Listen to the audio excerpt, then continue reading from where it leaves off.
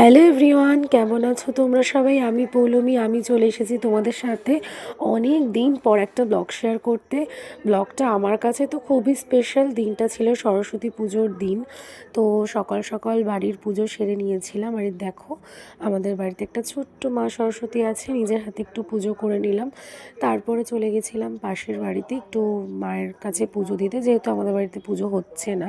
আর এই বছরে আমার সোনা বাবাকে হাতে খড়ি দিইনি, পরের বছর দেবো। তারপরে সবার বাড়ি থেকে সবাই প্রসাদ দিয়ে গেল। আর তারপরে দেখো, আমাদের বাড়ির এখানে একটা মনসা মন্দির আছে, ওখানেও পুজো হয়েছে। আর এইদিকে আমাদের ননদিনীর বাড়িতেও পুজো হয়েছে, সবটা তোমাদের সাথে শেয়ার করলাম।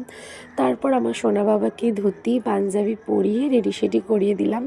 তো তোমরা কি কেউ ফাঁকা আছো নাকি? যাবে নাকি আমার সোনা বাবার সাথে বাইকে করে? এদিকে জামাই রাজা তো হাঁপিয়ে গেছিল ঘুরে এসে, তো একটু জল খাচ্ছিলাম। এদিকে ওকে লাঞ্চটাও করে নিচ্ছিলাম, কারণ আজকে আমাদের একটু তাড়া রয়েছে। এদিকে দেখো, দুই মা মিলে লেগে পড়েছে রুটি করার জন্য, কারণ আজকে 30টা রুটি হবে। কারণ আজকে আমরা যাব এক জায়গায় ঘুরতে।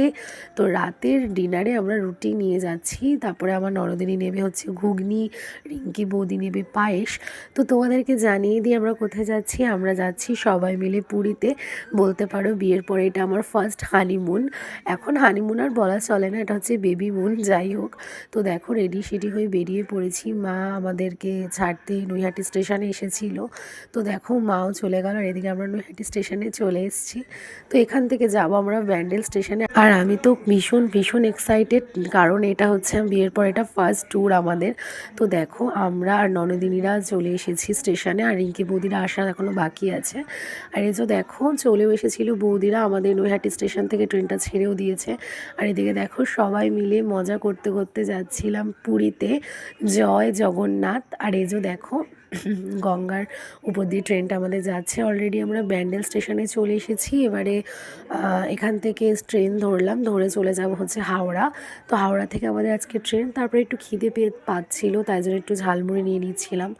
তো তারপরে দেখো, আমরা অলরেডি হাওড়াতে চলেও এসেছি।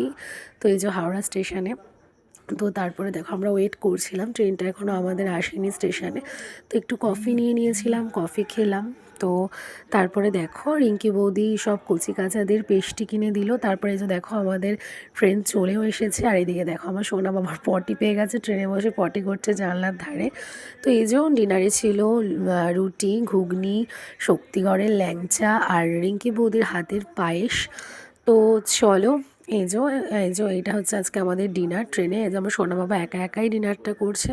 তো চলো, আজকের এই পার্টটা এখানেই শেষ করছি। দেখা হচ্ছে নেক্সট পার্টে। টাটা।